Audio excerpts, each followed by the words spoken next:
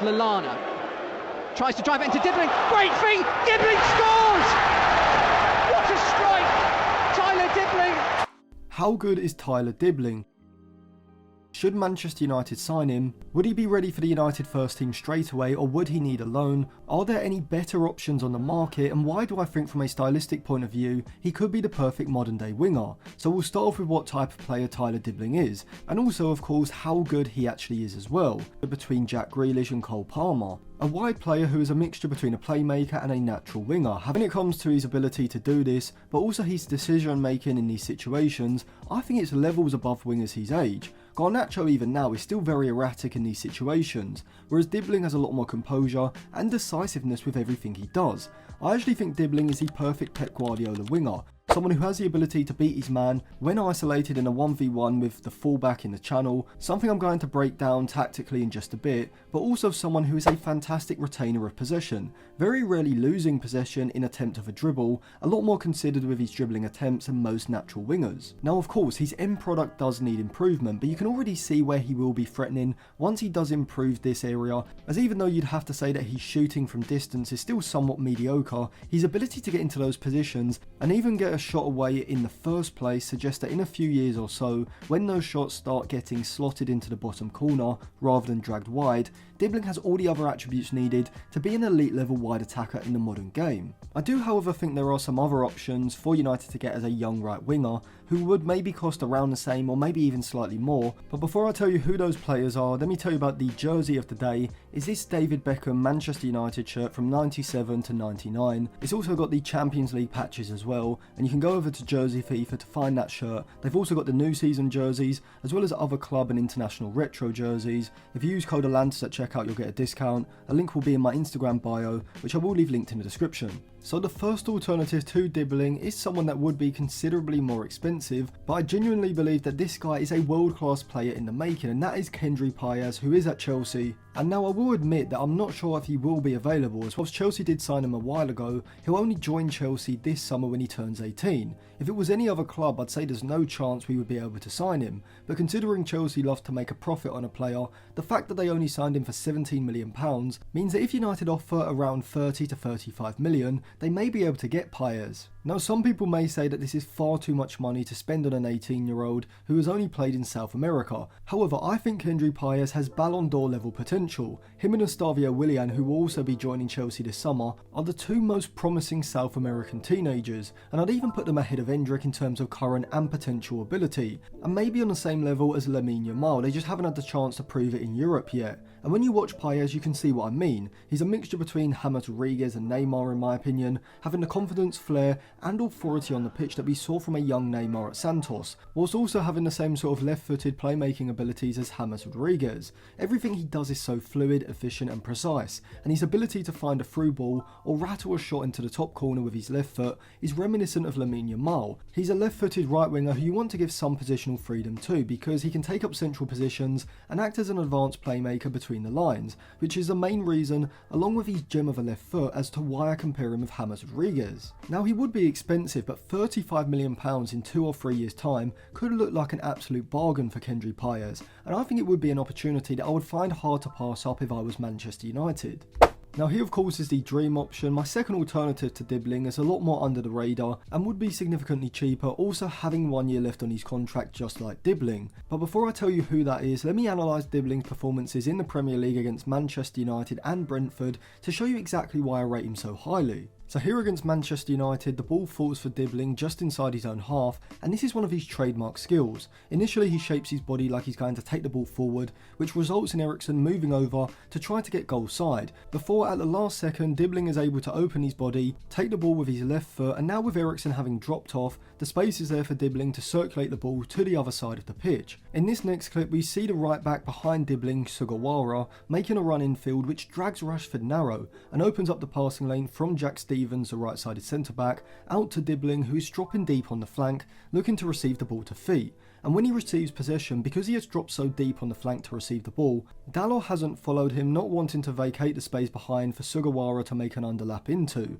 and so because of this, Dibling is able to turn, and this is where we see his playmaking abilities, as he's not only dangerous when dribbling in 1v1s, but also through his passing as well, and we see this as he threads a well-weighted pass in behind Dalot, finding Sugawara's run and progressing the ball into the final third. In this example, we see Dibling receiving the ball this time infield between the lines, and this is what I really like about him. Sometimes with young wingers, especially those that specialise at beating players in 1v1s, can lack certain other aspects of their game, but Dibling is so well rounded that he's able to receive possession between the lines, under pressure immediately from Dalot with his back to goal, but he doesn't complicate it, and with just one touch he's able to lay off the ball to Flynn Downs, enabling him to then find Sugawara's overlapping run into the space that Dalot has vacated by following Dibling into that deeper area. Here however we do see an example of Dibling's dribbling in 1v1s, as he receives the ball on the flank, isolating Dalot in the 1v1, and I think Dalot and everyone was expecting Dibling to use the overlapping run of Sugawara behind him, cutting in field slightly onto his left foot,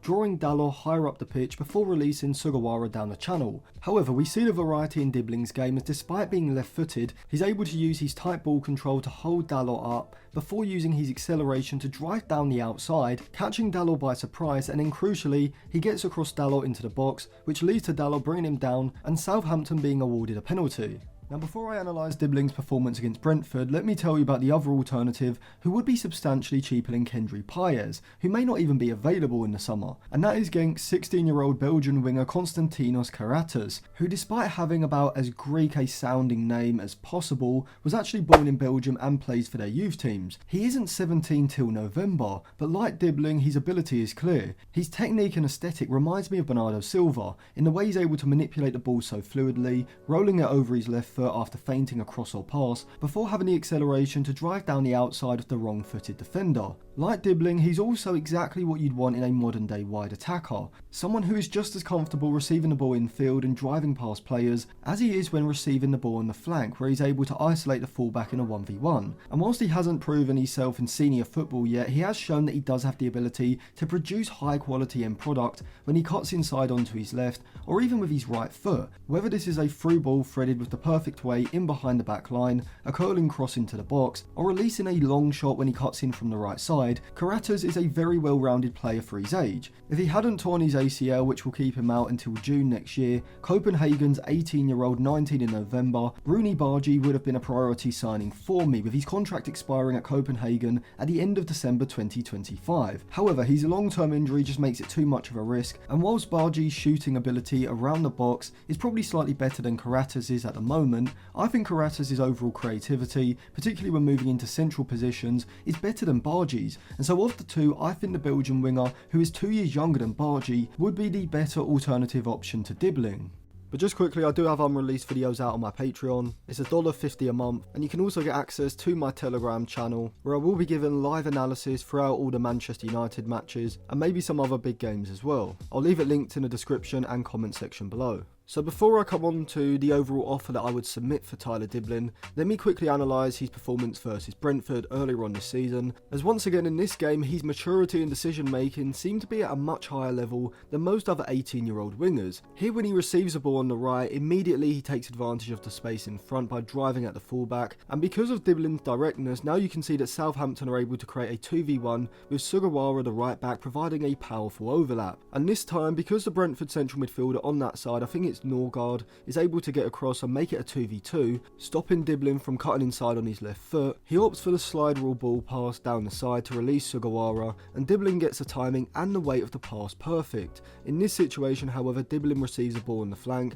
and he's able to isolate the fullback in a 1v1, but look how effective he is at dropping the shoulder and not just cutting inside onto his left foot, but also doing so with disguise and minimal touches, in order to get himself into a crossing position before the fullback is able to stick out a boot and block it, and he's able to put in a decent in-swinging cross towards the penalty spot. This one was probably my favourite of all of these clips in this game, as he receives the ball on the right flank and wastes no time in driving forward at the fullback, and as you can see, Sugawara the right back is making that bursting underlapping run on his inside, which works to drag the Brentford left back deeper, as he knows that if he steps forward to Dibling, it will open up the space for the underlapping run. However, what I really like about Dibling is his maturity and decision making in pressurised situations, as here Sugawara doesn't actually finish Grealish making the run, so Dibling doesn't actually have an option of the through ball in behind, whilst from his left side Norgard is racing back to make a challenge. But Dibling in Cole Palmer-esque fashion drops a shoulder, feints before gliding past the challenge from his left with immaculate close ball control and sets himself up for the shot very efficiently, but at this stage of his career he doesn't quite have the placement or the power to beat the keeper despite getting the shot on target. So overall, I think Manchester United should be looking to sign Tyler Dibling, as I think he's worth around £25 million right now, potentially as much as £35 million at the end of the season. But also a quick update, Southampton have extended his contract by a year from 2026 to 2027, so we aren't going to be able to get the sort of discount that I first hoped for. Despite that, stylistically, Dibling is the perfect modern day winger for a possession dominant side, and I think once he gains more experience and confidence when in these sorts of shooting positions, I think he could be this next generation's Jack Grealish mixed with shades of Cole Palmer, because he has such variety in his game, capable of beating a fullback in an isolated 1v1, but just as good in congested areas, with quick body feints, 1-2s and through balls. His finishing does need to improve, but he's a very good crosser, and also a considerate passer around the box as well. Southampton will probably want at least £25 million, maybe with add-ons up to 30 or 35, but that is a bit more than ideally what I would want to pay for Dibling, so I would suggest Manchester United also offer a deal where Dibling spends next season on loan at Southampton, as that should be worth at least 20% as a reduction in price, say from £25 million to £20 million, and we could even structure the deal so that we don't actually pay the fee initially that summer, but the summer after, in order to give us more funds for summer 2025. So let me know what you think of Tyler Dibling in the comments. Also check out my Patreon, you can get access to unreleased videos, articles, a Telegram group chat, and one-to-one mentoring if you want that as well.